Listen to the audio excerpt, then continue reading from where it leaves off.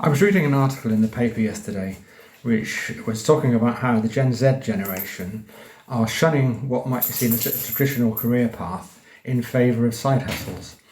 So they may have two, three, maybe even four different hustles on the go at any given time that they can dip in and out of, and basically choose their own hours, when they want to work, how many hours they want to work, and so on, which sounds great. But it struck me that this is what midlifers have been doing for years.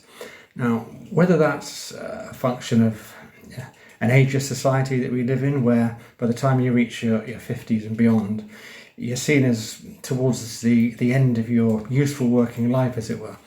And, even though you might be fit, healthy, and still have a lot to offer, even if your career is not about to fall off a cliff, it's certainly not as upwardly mobile as it once was.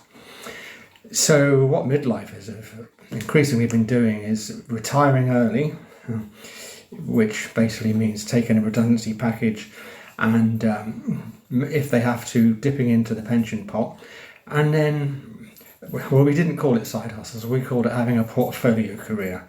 For instance, when I first took redundancy, I went freelancing for people that I used to work for twice the salary on half the hours.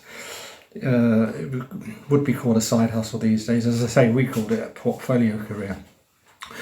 But that said, is what midlifers are tending to do, rather than dive back into another career where they're having to fight with the upwardly mobile generation. They're choosing to take their experience, their skills, and turn it into what the Gen Zs are calling side hustles.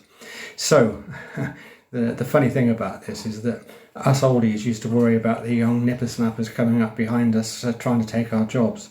Maybe it's the youngsters who need to look out, because the midlifers are coming for theirs.